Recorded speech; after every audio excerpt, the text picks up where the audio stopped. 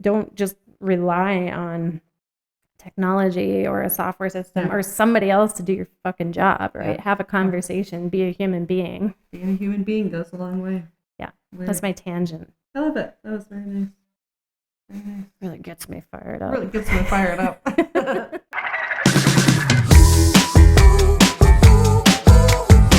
Greetings, fellow beer enthusiasts, and welcome to the Body by Beer podcast. My name is Chelsea Rhoads. Oh, what up, Chelsea? Hi. What's up, Liz? Are you working on your singing skills? Yeah. I like it. I have a beautiful voice. All right. Hey there, I'm Liz Hess. Welcome back to Body by Beer, and thank you for joining us today. We've got a good one for you today. We're going to talk about customer data and personalization. I like it. I'm excited about that. It is the tech conversation. We're going to get into the nitty gritty of the customer ditty. Liz has been trying to trip me up with that tongue twister, and I think I nailed it. Sally sells seashells by the seashore. I can't do that one. Because it's an S. It's an S. I can't do the S's.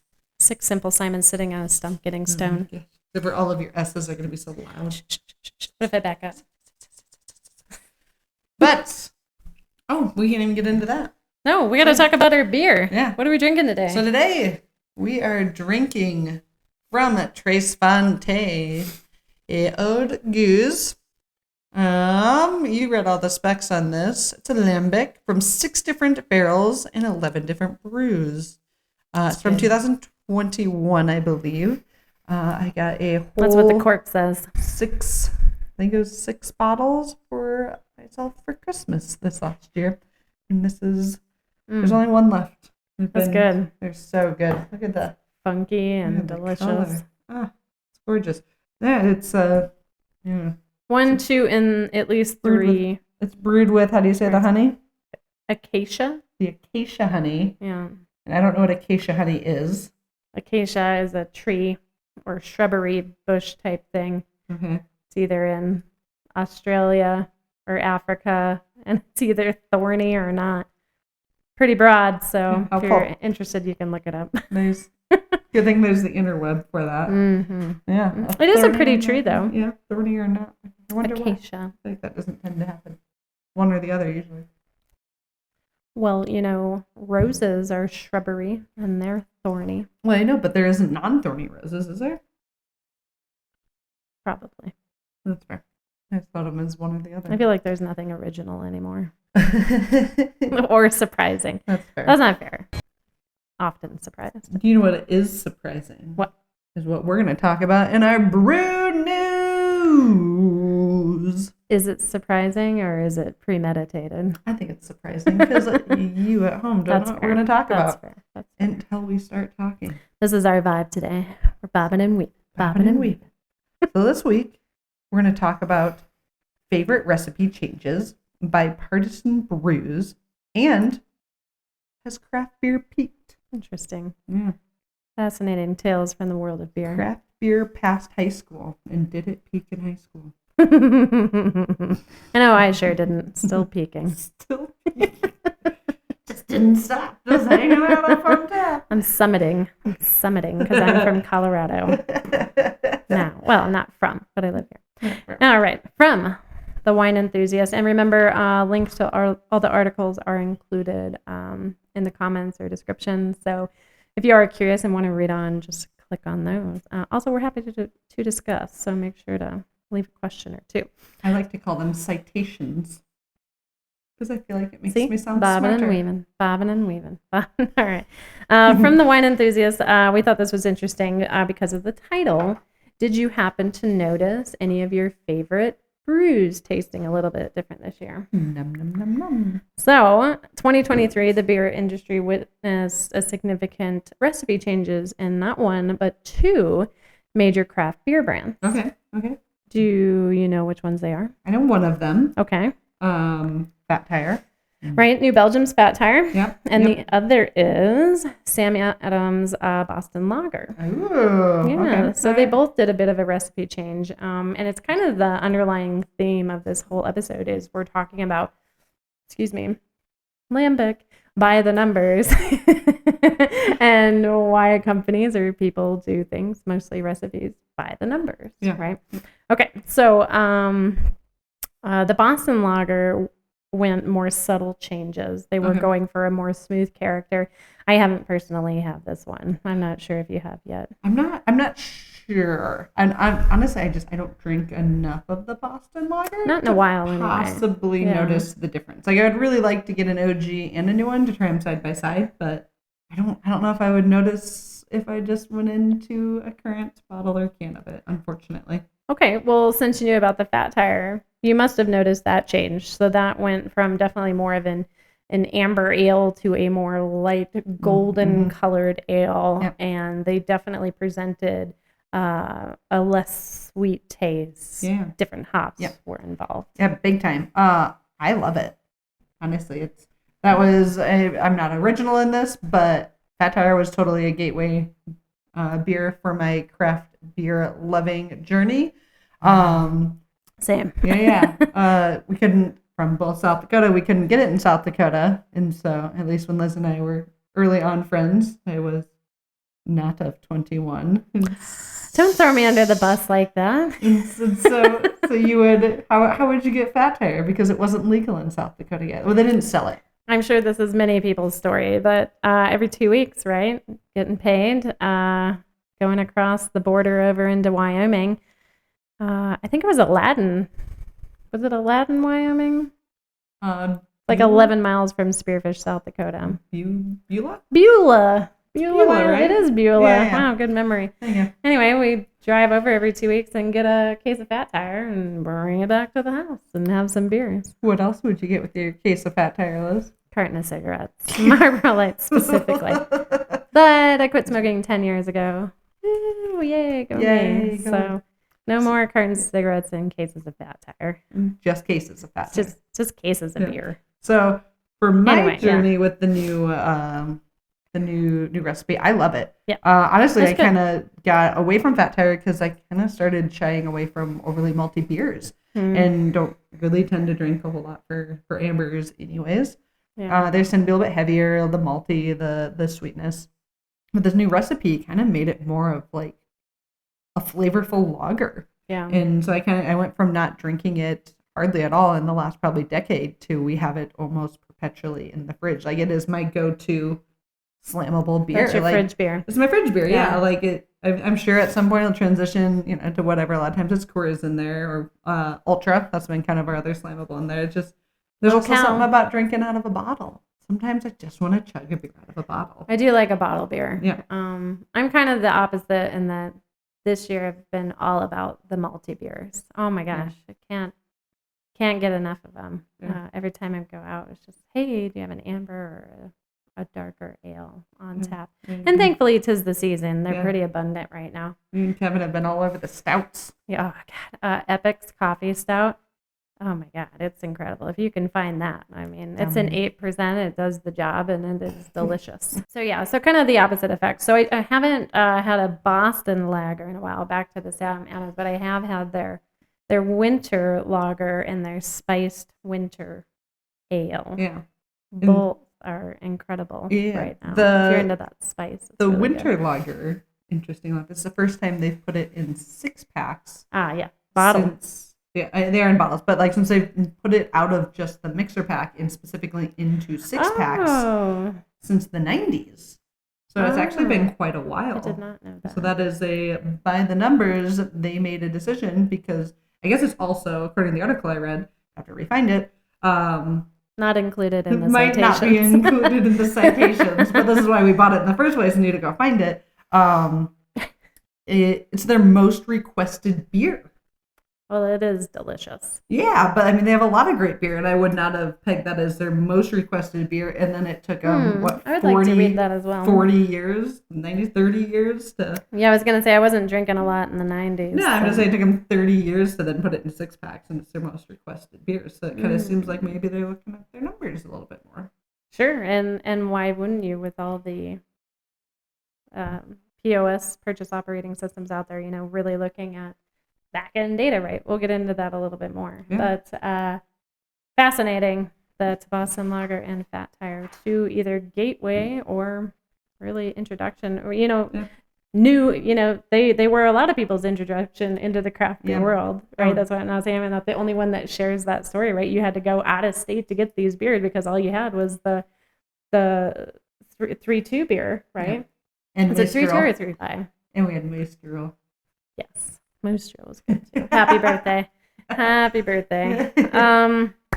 So what does it mean? It's like a broader trend in the craft beer industry to make these flagship brands more appealing to mainstream beer drinkers, right? Okay. This also says that Sam Adams has had more successful numbers after their transition. They're saying it's going really well, whereas on the flip side, it's saying that maybe Fat Tire hasn't seen as much of a success with their transition into a less sweet, different hop type of beer. But I seem to be alone in my love for the Fat Tire. All right. Brew news number 2. What else you got for us? This one is from the AmericanCraftBeer.com. Okay. So this is kind of fun. I didn't know this was a thing, but it's the 6th annual Brewer Across America Congressional Brewing Competition. I have no idea what that is. I've never heard of it. I hadn't either until I stumbled across this article. It's only 6 years, so it's relatively new. Put on by Anheuser-Busch. It showcases a rare bipartisan effort among U.S. legislators. So there is one representative from each party, so one Republican, one Democrat, and then Anheuser-Busch teams them up with their brewers. Oh, cool. Yeah, to create signature beers inspired by local flavors from each representative's districts. Oh, sweet.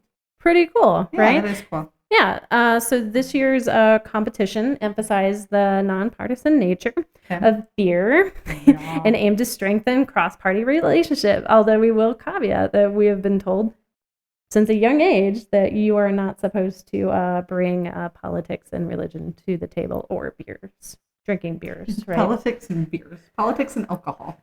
Politics and alcohol do not mix. Yeah, you don't. Generally, that's like the go-to rule, right? Like, you don't mix alcohol and politics. But in this competition, you do. Yep, we are, or they are, rather. They do. So why do they do that? It's meant to enhance community involvement.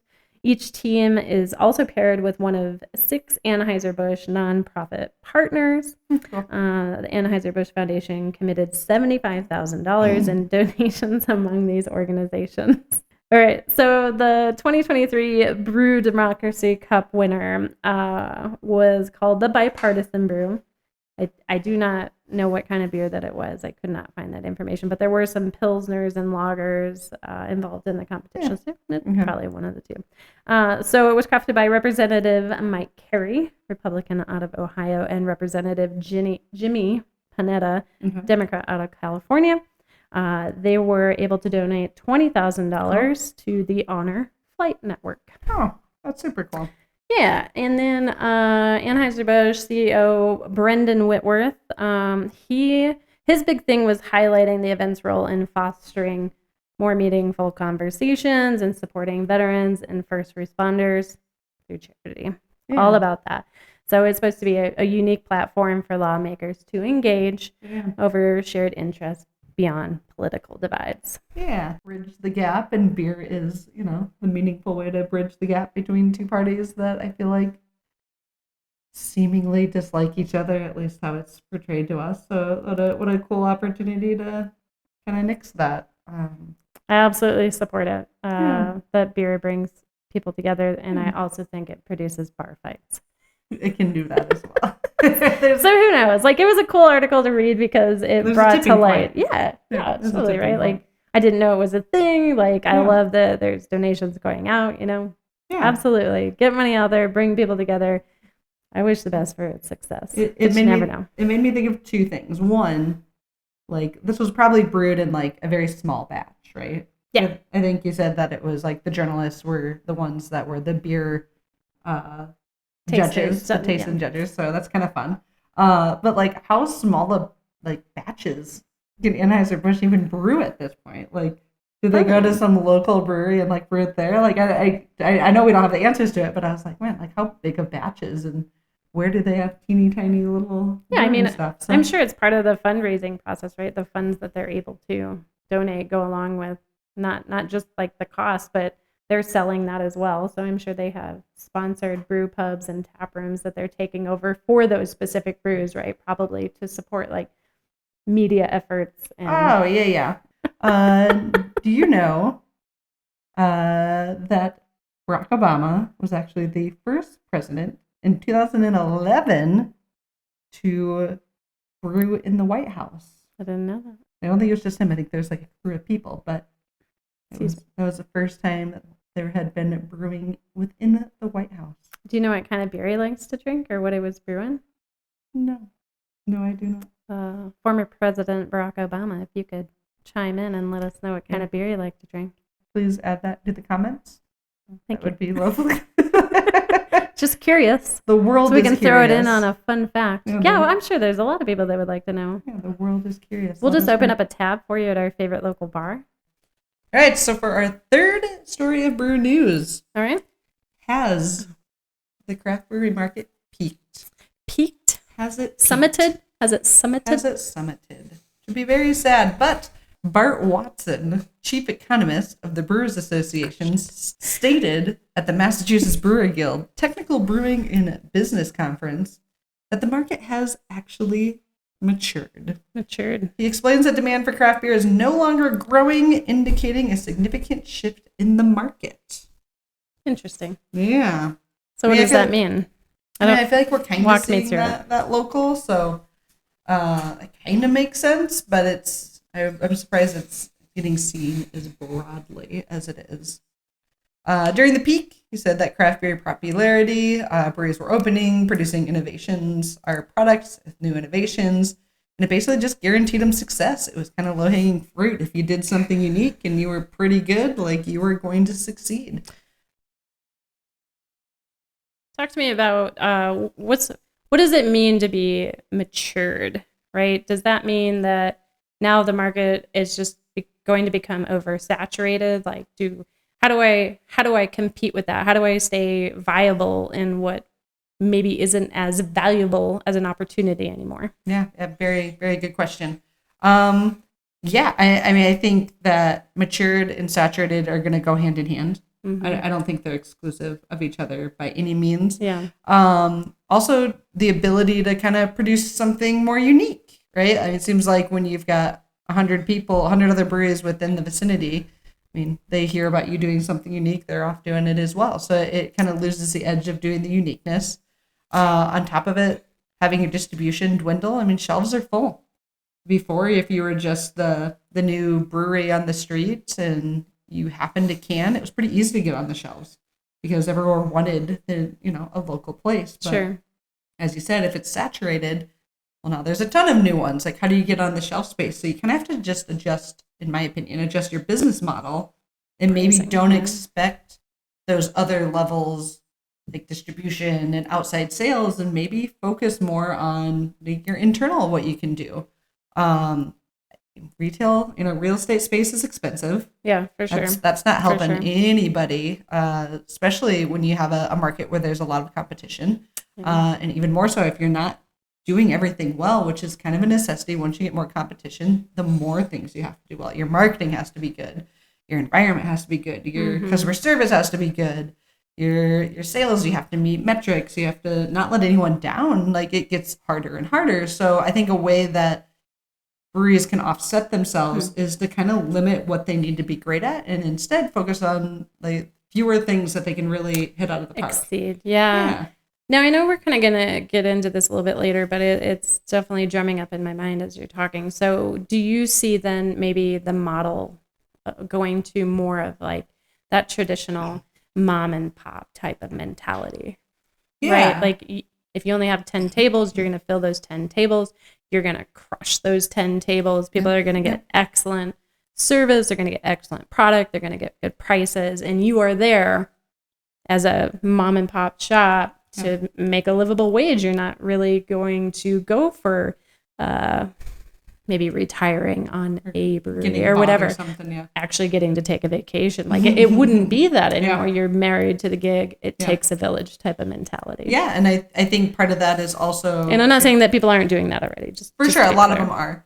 But yeah, even that model of if you're the owner, you're the brewer, and you're also bartending. Yeah.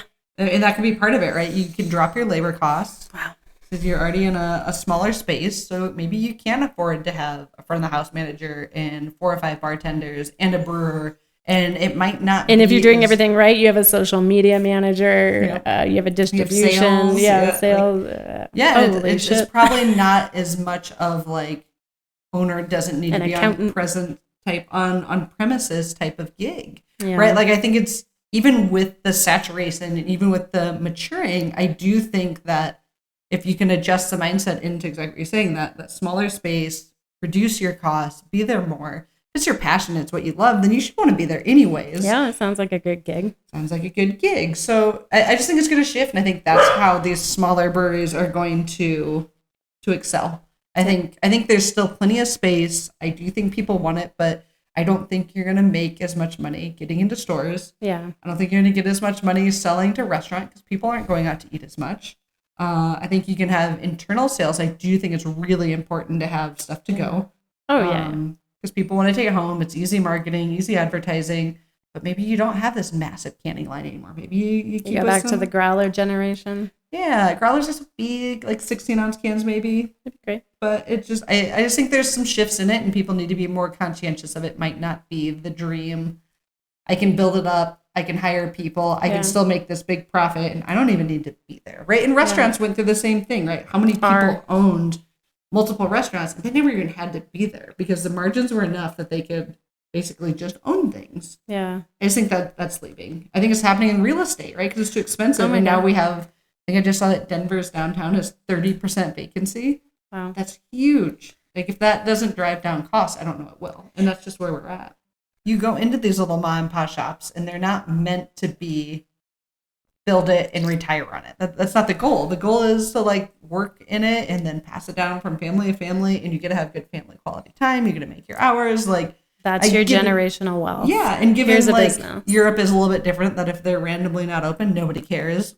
That's not really our culture here. But like, it's just a different mentality of just like, hey, I'm going to work. I get to do it for myself. I get to make some money on it. Like. It's more of, I don't know. It's not built with the intention to just gain and make a ton of money. Yeah. I hope we continue this conversation. Yeah. It's really good. Chime in, please, because I feel like we could sit here and talk about this for days, right? Yeah. We're studying it constantly, right? Like that's the point of this segment is continue to talk about by the numbers, right? Yeah. And how perspective, mentality. Yeah. Our society. And how do you make those right? differences and changes? Well, exactly. Look at your numbers. It's cool stuff. It's interesting. Yeah. All right. Well, that was a great brew news. Oh my gosh. Goodness. We should have made it into a main segment. So much. Actually, I really do want to extend that conversation. So. Yeah, I think it'll be great. Yeah. But now on to the actual main segment. I don't know how we're gonna top that, if I'm being honest. That's so good. Actually, when I really think about it, it's just an extendant of that conversation because breaking down the numbers. We're talking about numbers, right? Numbers. Data, tech. Yeah, so it's an extension of our Q&A kind of, right? We're breaking down the numbers. There's always that underlying theme that we're going to talk about. So we'll continue our digital detective mission into the craft brew world. Yeah.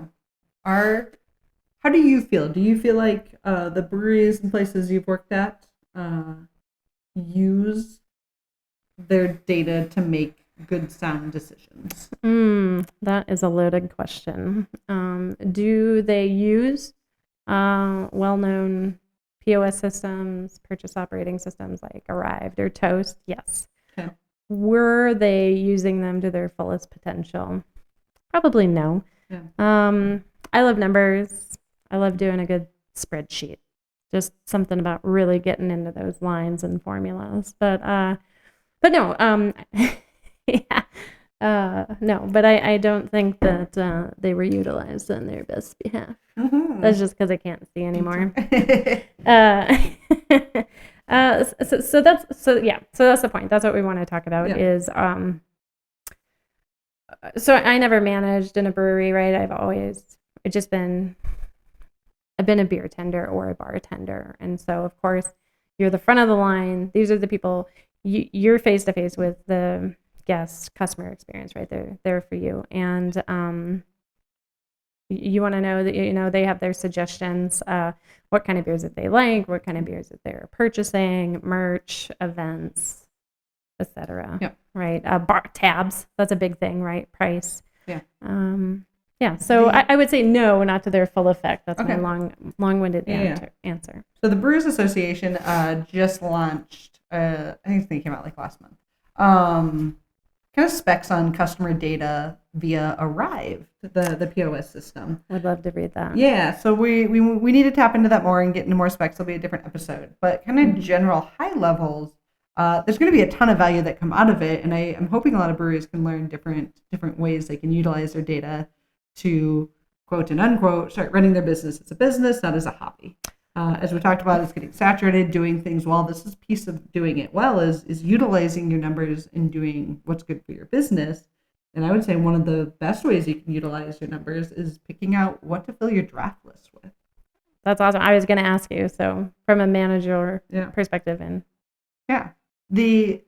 it's one of the easiest ways to see what your customers are buying, how quickly are they purchasing, what sizes, are they getting it to go, are they just getting it in tasters? Like, there's a lot of really good aspects that you can learn, and then kind of work that into your brewing schedule, right? Like, why run out of your best-selling beer? That seems really obvious to me. You really think that they're not using that, or maybe you can give a percentage of, like. Yeah. That to me, that just seems super obvious, right? Oh, this is what it's selling, so this is what I'm going to sell. It's like basic 101 supply and demand. Yeah, I think, again, if you're running it as a business, it is 101. I get you. But now if you're running it as a hobby and you're a brewer that likes to brew specific kinds of beers, and unfortunately, I feel like sometimes your top selling beer isn't the best beer that your brewery likes to brew, or as an establishment, maybe isn't what you necessarily want to be known for, so you just kind of don't brew it. And again, that's fine. Doesn't that affect the numbers? In my opinion, yes. So again, if you just want to do it as a hobby and kind of just brew it, you want to brew and be happy with that. And if you're busy, you're busy. If you're not, you're not. It's like a lot of things. Like, you can definitely do it that way, and there's nothing wrong with it. It just depends on what your goals are. And if you're not meeting your financial goals, here's ways to look at the numbers to help meet different financial goals. Would be kind of the best way, I would say. A ton of sense. Yeah, to break that into a little bit more logistics. Kevin just got back from one of the breweries in Arizona that exclusively just did sours. Sedona, right? Sedona, yeah. And a bunch of people were previously were like asking for IPAs and like, oh, this place would be better for IPAs. And they're like, fine, guys, like, we're proving we can brew these really incredible beers. But yes, sure, we'll like show we can do IPAs as well. Yeah. And they got busier, and the IPAs sell well. And it's not that their farmhouse ales and their sours aren't doing well, but they did get busier because they started brewing what people were asking for. That kind of goes back to our brew news of the day. Why did Sam Adams change their recipe? Why did Fat Tire change their recipe, right? Because it's more of a mainstream beer, right? And if you're, again, it just makes so much sense. If your audience wants a hazy or they want it West Coast, brew them. and that would make sense to me. And what's funny is those probably became just a beer tender. Initial mainstream beers because it was a style of beer that people wanted. Makes total sense. Right? Like, so now it just changed. So maybe you charge a little bit more for the specialty beers, right? People are coming as specifically using your example of that Sedona brewery. Or Tres Fontaine, whatever it might be. And you can get away with some really good quality IPA on good prices, and you're going to sell a shit ton of it, maybe. If that's what the people want. If that's what the people want. Sorry. That just never really made sense to me. I'm glad you brought that up because it just feels like such an obvious answer. Yeah. You would think it is, but I mean, I managed at a place that broke down the numbers to the COO and to the head brewer about how quickly one of the top selling beers was selling out, how quickly it was going into goes, and how quickly it was in pints and mugs for our mug clubbers. And they just straight up said they didn't want to have it on all the time. Didn't give a shit. Did not give a shit. And I was like, well, we have people constantly asking for it, and we have people coming in the doors, and when they see it's not on, are leaving, and they're like, nah, they'll come back. And I was like, but do they, or they're right? not. Right? Especially now, and to go back, my favorite quote is from the Brewers Association. What's his name? Anyway, they Watson. said, growth is no longer as rapid or assured as it was in the past. So how can you say, well, I don't care. Walk out the door. Yeah, depends on where your priorities are, I mean, and I get it, like brewing wasn't art, and it is an art. It totally is an art. Yeah. It's totally an art, but again, it depends on if you want to continue being business or a hobby, a starving artist, or a thriving business. Ooh. Right? Like you can do both, especially places that have 10, 15, 20 taps. Just do a percentage, right? Like if you have 20 taps, say keep 8 of them that are consistent. They're the styles people want, and a couple that are always the same beers on, because consistency is what brings people back. And your numbers can prove that to you. Yeah. When you have a specific like beer on and your numbers are consistently busier, this shouldn't be this hard to like make this connection. It just depends on if you care about it, right? Yeah. Like depends on if that's the road you want to go down. Yeah, fair. So personally, I like eating, but that's just me. And taking vacation. Yeah. And so another good way you can use your numbers is for staffing. Oh, sure. How many people do you need on? Maybe like affect your hours a little bit. Kind of how much money do you bring in on a daily basis per bartender is a way you can use some of those numbers. Kind of get an idea of how much staffing you need at a regular time. Mm-hmm. And then that makes a lot of sense. Yeah, I think those are kind of like the biggest ways. I'm excited to read this article, see what other points they tap into. Looking at tip numbers, a really awesome comment, and that's kind of how they use to determine staff morale, was if the tips started going down, and they'd go in and start, without like necessarily talking, like see how the place looked. Usually, no one likes cleaning a bathroom, so tips are down, bathrooms don't look good, cleaning isn't done well. Like it's a good indicator maybe you don't have happy crews, and that's a really powerful way to use the numbers. And then additional aspects to learn about your business. Okay. Use those numbers to kind of kickstart that way to run your business better. Yeah, I love that. I guess I never. It makes a lot of sense. I wouldn't have equated a dirty bathroom to not happy. I guess I've always just thought of that as like a level of indifference. But again, if I walk into a place and the shitter's shitty and full of shit, I definitely don't want to go in there, right? But I didn't equate that to a shitty attitude. Yeah. Indifference is a shitty but attitude. It makes sense, right? Like, depending on how you want to look at numbers, it's not just a number perspective. It's also a quality of work-life balance even, right? Like numbers don't have to be all of it. Use those numbers to guide you, right? Yeah, sure. Guide you in different ways.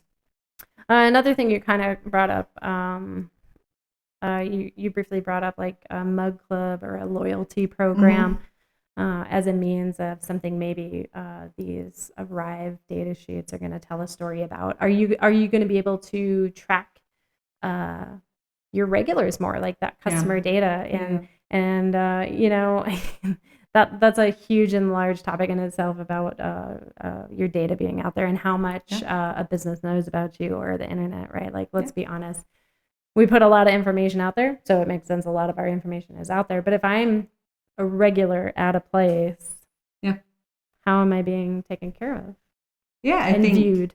Yeah, I think there's always been a piece I've been not as impressed with some of the systems, and I get why, because it's personal identifying information.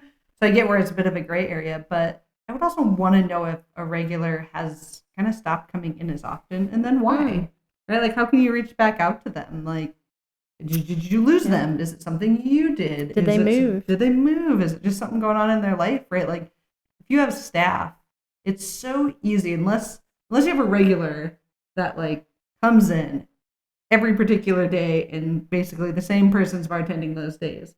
It's really easy to all of a sudden go months without really realizing they haven't been there, because maybe you had a shift off, or maybe they only sometimes come in on Wednesdays. And, oh, no, you had the last couple Wednesdays off because you were on vacation. And all of a sudden it's like, oh, man, I haven't seen that person in a while. And it's like been like 3-4 months. I just had someone come up to me the other day and was like, oh, you're not at Resolute anymore? I just had somebody come up to me the other day. I was like, ah! I just had someone come up to me the other day and was like, hey, you're not at like the brewery you're working at anymore? And I was like, no, I haven't been for almost 2 years. And they didn't even realize it. And I was there like 5 days a week. Wow. I was there all the time. And it's just because, you know, you miss people. And so people just don't think about it. It's easy to miss people. That's crazy. Yeah.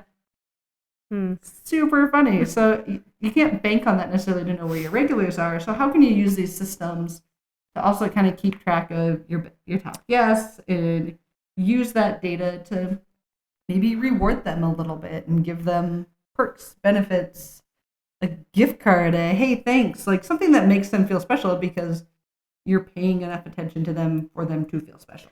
Also, I wanted to highlight on a word that you used is using it as a guide, because I would hate for depersonalization, right? Like never underestimate the power of a real conversation with anyone, right? Like if you have the opportunity because you're like, numbers are down, tips are down, shitter's not clean, maybe I should go to have a conversation with my employees, you know, like, oh, wow, you know, they've got anniversaries coming up or we've got holidays coming up. Maybe we need to do some sort of appreciation or let alone with the, you know, the regulars that are coming in all the time or a new customer. It doesn't matter, right? Like never underestimate the power of saying hello and introducing yourself or maybe just pouring a beer and having a conversation with them. So don't hide behind it, right? Where I think that's that love-hate relationship, right? Like don't just rely on technology or a software system or somebody else to do your fucking job, right? Have a conversation, be a human being. Being a human being goes a long way.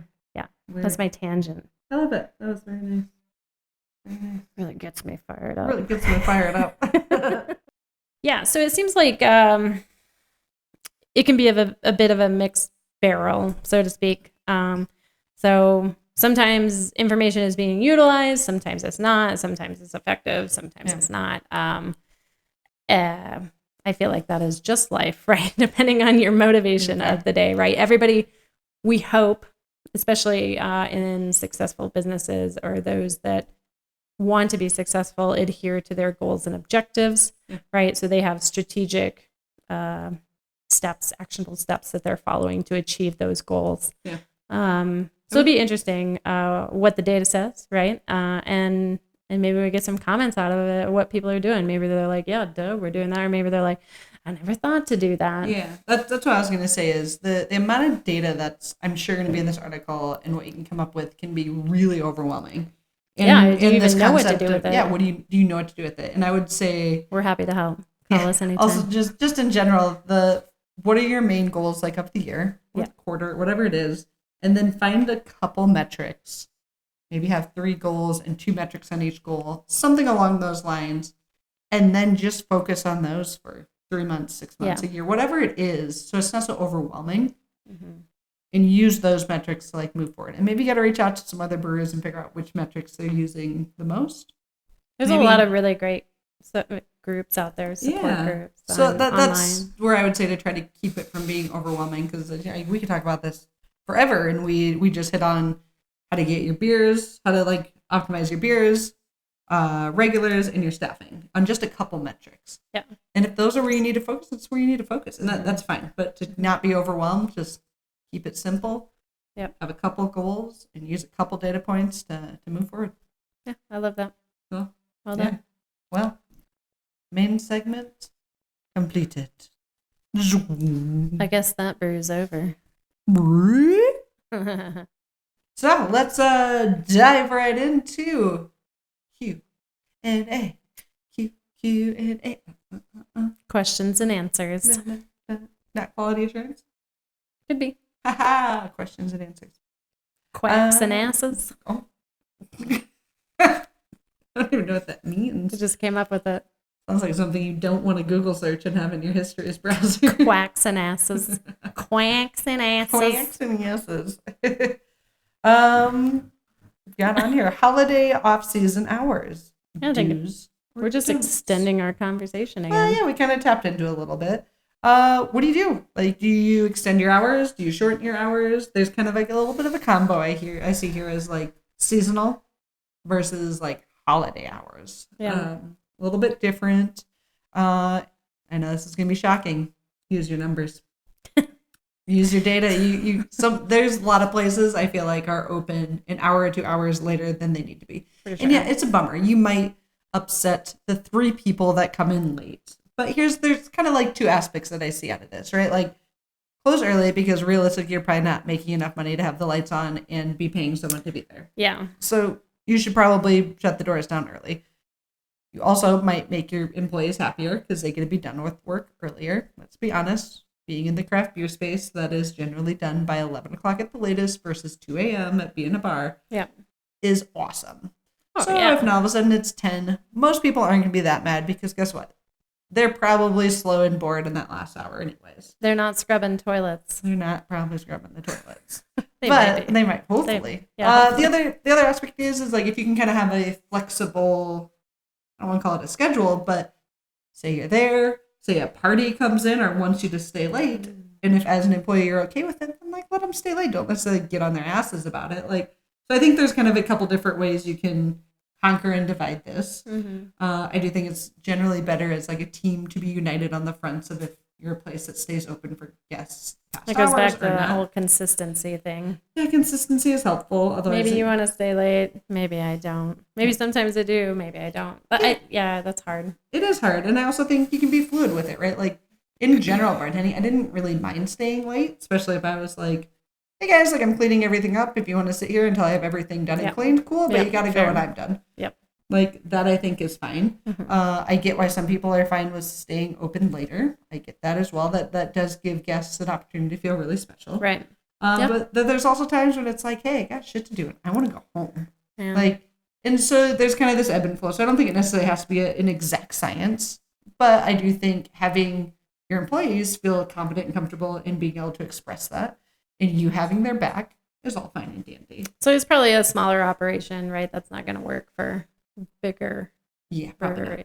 Yeah. And there are hard things, right? Like there was a place in Boulder that we would love to go get food at, but by the 3rd time that they closed their kitchen 2 hours early, we kind of stopped going there for food. Could really bite you in the ass. But that's also closing early. We're not talking about closing early, right? We're talking about adjusting your hours, letting people know ahead of time. Yeah. Closing on time. Google My Business is a real thing. And for those of you that think it's hard to update, that's horseshit. It's pretty easy. You just log in. It's pretty easy. Are you open on this date? Yeah. Do you need to adjust your hours? Maybe. Yeah. And then again, if you need help, happy to help. Please just let us know. It's really that easy. Holiday hours, if you've been open for a while, look at your numbers. If you haven't, look at what your people around you are doing. Yeah. Are you thinking like if you're in a strip mall and everybody's closed and you're the only one open, or just breweries in general or restaurants in general? Like what's everybody in the radius doing? Thinking like breweries. Okay. Mainly. That's usually what you we're never know. talking You about. could get really specific. You never know.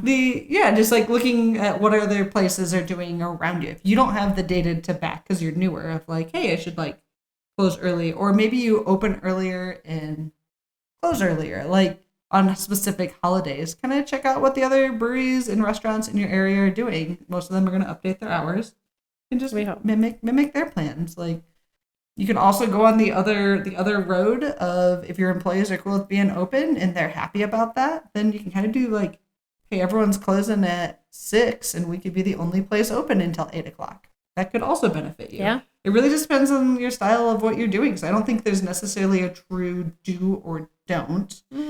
I think it's being transparent.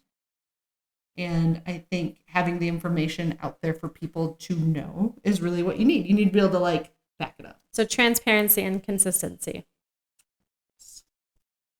You're out of the mic again. Yes, transparency and consistency. That's what I'm talking about. What are your thoughts on it? I know you've kind of had different experiences with staying late versus not staying late. Worked with people that like love it. Some people that kind of like milked it. Yeah. Where's your stance on it? Yeah, I mean, I was always happy to have the conversation of what was the general vibe of the place. Again, I've been by my last brewery that I was in, I've been in and around the industry for a long time. So I'm kind of on the older side of things where I'm like, I'm ready to go home at 9 o'clock. Whereas there are people easily 10 years plus younger than me. They're like, I don't care if I'm here till 11 or midnight. And I'm like, well, fuck, I don't want to be there that long. You know what I mean? But if we're willing to have a conversation, because there are people that are consistently going to be there between, let's say, for example, the hours of 9 and midnight. Okay, happy to do that, right? Because it's a collaborative team effort. Happy to do that.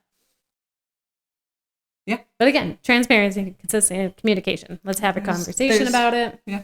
There's also a liability, right? If you close and you have staff there and guests there's 2 hours after they close. Oh, yeah. One, the place is probably not going to be getting cleaned well because now it's way too late. And they're probably 2, drunk. They've probably been drinking, and you have a whole slew of liabilities there. And, like, does the person stay on the clock? They kind of have to for insurance-wise, right? Like, they are and if they're clocking working out, right, because they don't want to get into the tip pool, well, that's like a whole nother liability. That's a whole bag. It's a whole bag. So I do think that it can be fluid within, like, a reasonable account, right? Yeah. You know, and that's kind of how I would say it. Like, I've always been open, right? I don't have that manager perspective like you do. I mean, but it just depends your vibe. Some places are real sticklers, and I don't have any problem with places that are like, no, I'm closed, I'm out, I'm done. Like, that's fine. That's your vibe. At least the people know, you know, they're like, oh yeah, well, they close at 9. Yep. They're kicking you out at 8:45, whatever it is. Yep. Or not serving you they anymore. close at 9, but sometimes they're there at 11. It depends on who's working. Yeah. Okay.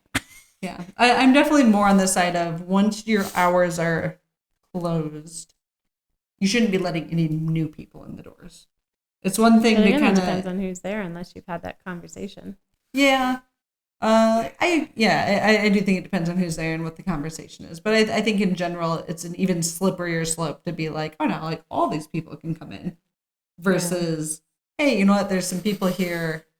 Don't lock the doors. That's a fire hazard. But like, but you do because you don't want anybody else, or maybe you don't. I don't know. Like it's kind of I don't know. It's a touchy topic. I think some people are really stricklers on it. I think some people are more fluid. I know some of my best memories are from places that we did hang out later, and we hung out with the staff, and it's just I have a hard time like completely poo-pooing on it because I do think that goes along with that community that you build, and it goes along with that kind of mom and pop vibe where you're not such a stickler on the rules. So I have a hard time completely poo-pooing it out, but I get why places do, and I get why being flexible creates inconsistencies, but I think there's just kind of a fine balance in there that works for you and your place. That's fair. That's all it is. I like it. The balance needs to be consistent. Yes, balance and consistent balance. Yeah. All right. Fun facts. On to the fun facts segment. And once again, if you would like to sponsor one of our more popular segments, you could be right here. That would look nice. You could be right there. That would also look nice. Or your beer could be here in the middle of us. It would also look lovely. Let us know. Shoot us an email. Fun facts. This one I'm going to have to read. It's a very long one. I really like this one. I do too, which is why I want to read it and I don't want to like goof it up. So this is from the Smithsonian magazine. During the Cold War, scientists conducted a unique experiment known as Project 32.2A. 32.2A. Yeah, but it's more fun to say 32.2A. I do like the point. Thank you. Where they tested the effects of nuclear explosions on commercially packaged beverage, including beer and soda. But let's focus on the beer. The results were astonishing. If the drinks were not directly hit by debris or crushed by falling objects, they remained relatively safe to drink and even maintained commercial quality, with only a slight flavor change detected in some products. Do you suppose they were more metallic? I have no idea what it might taste radioactive. But I feel like a lot of the radioactive experiments, people did not fare well after said experiments. This experiment was part of a broader effort to understand post-apocalyptic survival, revealing that beer could indeed survive a nuclear apocalypse. That's so great we can survive on beer even if everything goes to shit. So it's such a bizarre fun fact to me that they were like, okay. It really makes sense, right? Yeah. Because what are you going to take with you, right? You're packing the Twinkies and the Wonder Bread, and you're like, but what about the Budweiser? Does the Budweiser work? Well, let's drop some bombs near that shit and see what happens. Yeah. And right, everything has a range, FDA. You can go between here and you can go between here. But it's kind of borderline high. Yeah. Kind of tastes like a Skittle, but it's good. Very silly, but fun. Atomic bombs won't wipe out beer, and that's what matters. What's the name? You probably don't know. Bombs. What's the name of the guy that did the original Twilight Zone episodes? Rob. No, I don't know. But I know who you're talking about. What if it's like him narrating? Oh, that'd be fun. Bombs dropping near the beer. What's his name? I don't know. Shit. This before Morgan Freeman was the Morgan Freeman voice. It was like the Rob voice. Yeah. All right. Fun fact. Love that fact. In other fun facts that are not related to nuclear bombs, up until 2011, in Texas specifically, but there's other states as well, they actually had to label their beer styles as ales if it was over 4%. It actually had nothing to do with the brewing process or ingredients or anything like that. So like if they had a lager over 4%, it had to be considered an ale. So it's because back in the Prohibition era, they made rules, and this was like one of the rules because a lot of the people that were like anti-drinking weren't overly educated in the space, and they thought it was an ale if it was over 4%, and so they just like hard cut that made it an ale. And so actually the like Jester King was one of the breweries in Texas that was in this lawsuit saying like, no, we can put the proper name, and they got it overturned in like 2011. Isn't that long ago? Yeah. I mean, kind of, but like not as considering how long Prohibition was ago. It stuck around for a long time, and there was many states that had just like mislabeled beers because they couldn't label them a lager if they're over 4%. Fascinating. Yeah. Fascinating fun fact. Fascinating fun facts brought to you by Body by Beer. Chelsea Rhoads. All right. We have entertained the world with fun facts. Let's get them hungry for tomorrow's famous meal. Turkey Day turkey. Turkey Day turkey. Or Thanksgiving. Bites and brews. Bites and brews. Brews and bites. Yeah, it's no surprise. We're going to talk about what to pair with your Turkey Day turkey meal. I like to be more strategic. I like to have a hero in any meal that I'm having. So that's what it's all about. And I want to pair my specific drink with my favorite part of the Turkey Day turkey meal. So that's something I want you to think about not too. Laugh every time. Turkey Day turkey. Turkey Day turkey meal. So, right. So it's all about the hero. So for me, carbs. Mm-hmm. I love beer. I love carbohydrates, right? So there's just something about making bread soggy with the nice broth and sage and celery and sauteed onions and then throwing it in the oven and crisping it up.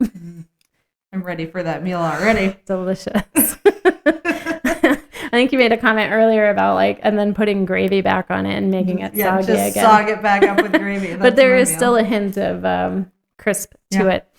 Okay, so that's my hero of the meal. So my hero of the meal needs something similar to what we've been drinking here today. I'm looking for a farmhouse funk or a saison, something that is going to highlight its earthiness and spice is going to highlight the herbiness of the stuffing. Pretty simple when you think about the complementary flavors.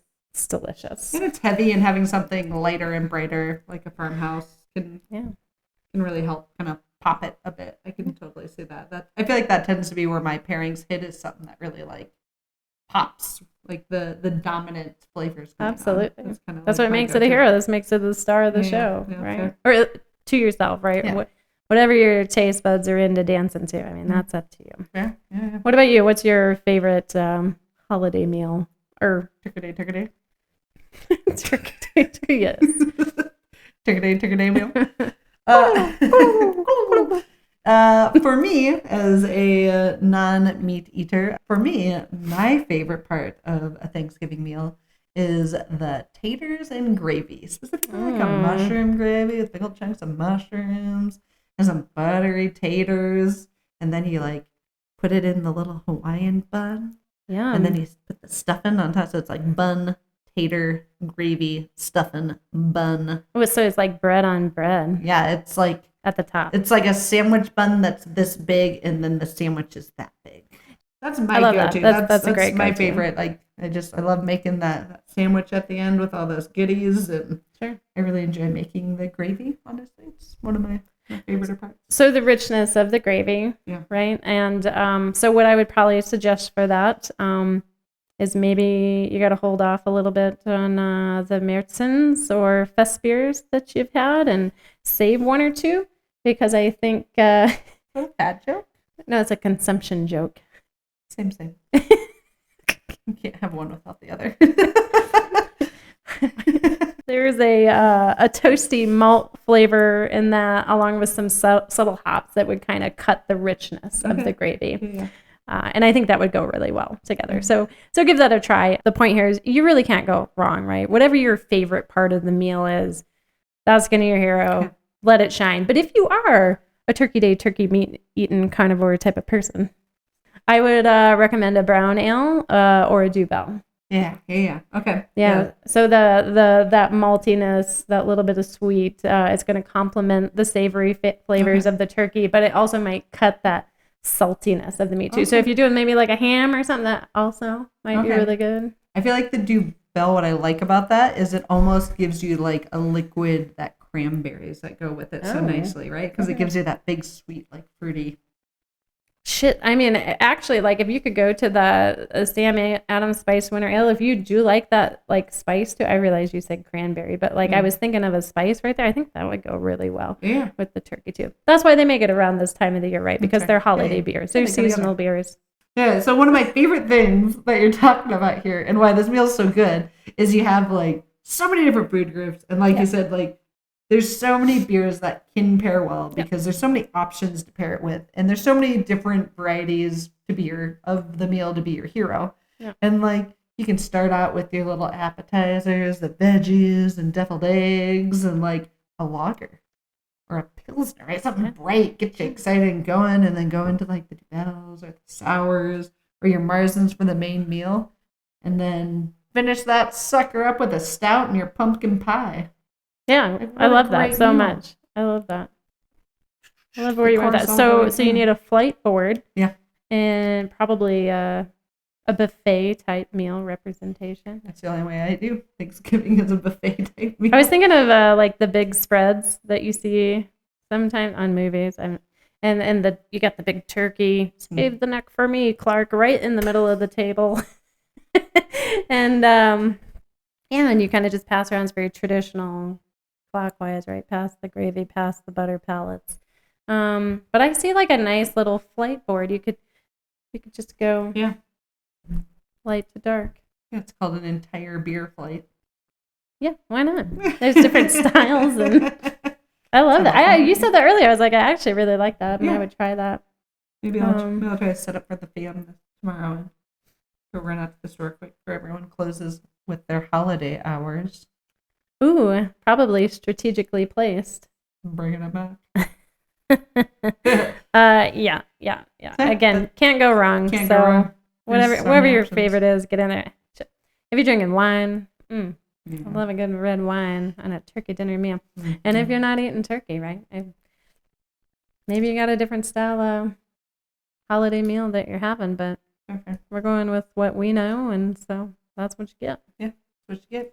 If you have other recommendations, shoot them out in the comments. Yeah, I would love to hear them.